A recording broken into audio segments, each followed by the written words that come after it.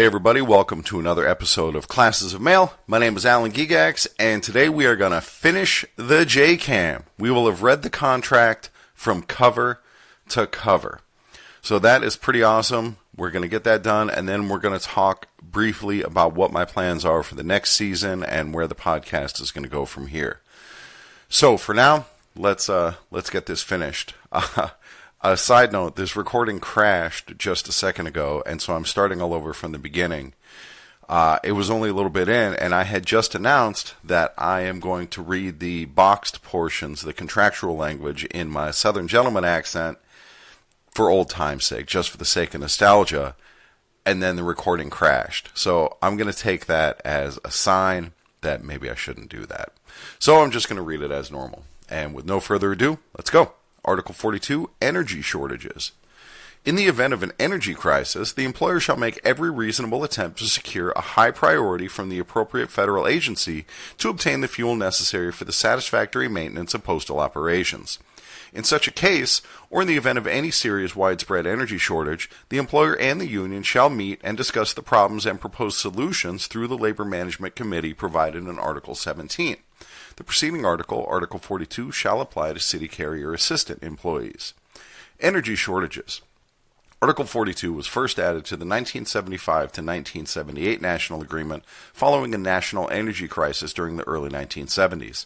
It makes provisions for the parties to discuss an energy crisis or shortage at the National Labor Management Committee provided by Article 17-5 or 17.5. And that's it. That's all of Article 42. And now we move on to the final article. Article 43, Separability and Duration. This separability clause is part of any good contract, so let's read it. 43.1, Section 1, Separability. Should any part of this agreement or any provision contained herein be rendered or declared invalid by reason of any existing or subsequently enacted legislation or by a court of competent jurisdiction, such invalidation of such part or provision of this agreement shall not invalidate the remaining portions of this agreement, and they shall remain in full force and effect. 43.2, Section 2, Duration. Unless otherwise provided, this agreement shall be effective September 20th, 2019, and shall remain in full force and effect to and including 12 midnight, May 20th, 2023, and unless either party desires to terminate or modify it for successive annual periods. The party demanding such termination or modification must serve written notice of such intent to the other party not less than 90 or more than 120 days before the expiration date of the agreement. The preceding article, Article 43, shall apply to city carrier assistant employees. Separability. Article 43.1 guarantees that in case a part of the national agreement is rendered or ruled invalid by either a court or legislation, the remainder of the agreement will remain in effect. Duration. The national agreement is effective September 20th, 2019 through midnight, May 20th, 2023, unless otherwise provided. Some article provisions and or memorandums of understanding included as parts of this agreement may also have an effective date other than September 20th, 2019. In such cases, the implementation date and the implementation procedures are explained under the applicable contract provision.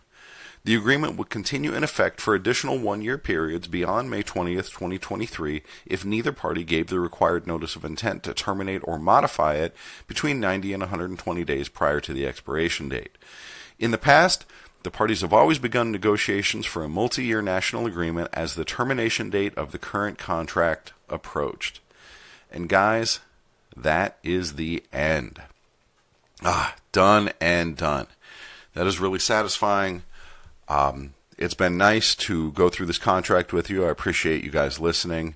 For me, it has been really informative. I know so much more about the way we're supposed to do the job, the way we're supposed to work together with management, what our rights are, what our responsibilities are, and the same for management. It's been super informative, and I hope it was good for you too.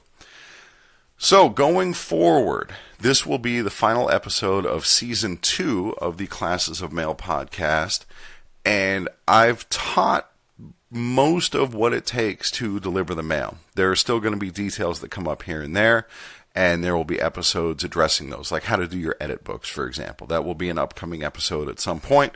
once I get confident enough to teach it in an audio-only format. Ooh, that's going to be a tough one. And I have other things that I want to get to eventually, like union stuff. As you may know, I'm still only an alternate steward, and I'm still kind of finding my feet, or finding my way as a steward. So as I get more confident in that, I'll do my best to teach on that stuff as well. But right now, I'm just not well enough informed. So my next step is to put management on notice. And, so far I have taught ways to defend yourself from management. It's all been defense, defense, defense. How to avoid being disciplined.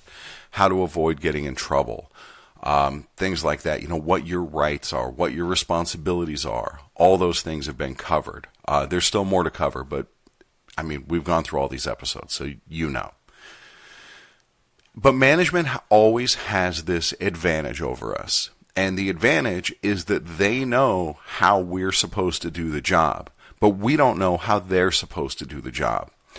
And so in preparation for the next season, I started reading through the M39, the handbook that covers what management's supposed to do. It's kind of their equivalent of our M41.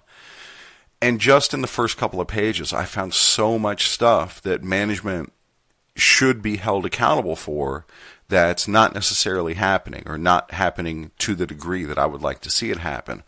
Well, the entire contract is enforceable, and thanks to Article 19, so are the manuals and handbooks. Those are also enforceable by grievance. So what we're going to start doing is learning about management, learning about their responsibilities, what they're supposed to be doing, so that when they screw up, when they do wrong, we can hold them accountable. And that's going to turn the tables. We've said all along that knowledge is power, and we are going to gain knowledge on what they're supposed to do, and we are going to wield that power so that we know, why is management doing these route inspections?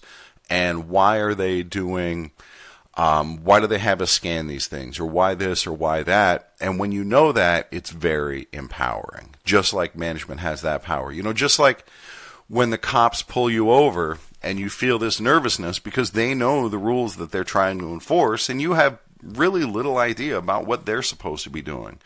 But if you knew the cop's job, then, imagine how much stronger you would feel, knowing, if they slip up, I can hold them accountable on that. And so that's our plan going forward. That's what's going to be covered in the bulk of Season 3. And then hopefully by Season 4, I will have enough experience and knowledge that I can start talking about union stuff. And it's going to be, A, how to be an effective union steward, but also, B, how to hold the union itself accountable. Because, unlike management is paying us. And so to a certain extent, we have to do what management says, and we got to kind of take it because they're the ones who sign our paychecks. But with the union, it's the exact opposite. We're paying the union. And so we have every right to expect that they're going to act in an above-board manner, that they're going to abide by their own manuals. And as the union, and I say this as a union steward, as the union, we should be the most accountable to the carriers out of everyone. Because, again, the carriers are the ones paying the salary. And we should be doing the right things. If anybody should be abiding by the contract and the manuals, it's the union. Because we're the ones who are supposed to be enforcing all that stuff. So that will be Season 4 when we get to it. But for now, this marks the end of Season 2. And again, Season 3, we're going to start learning about what management is supposed to be doing so that we can hold them accountable. And I hope you guys will stick around for that. It is going to be very eye-opening. And of course, there's going to be more on the M documents and any other interesting stuff that I can find. And hopefully, if it ever resolves, I can tell you guys my story about how I got fired from the Carrier Academy for having this very podcast. At least that was the excuse they used for firing me. So at some point, you'll hear that story as well. But I guess that's it for now. So a nice short episode, and I will see you guys on the other side of Season 3.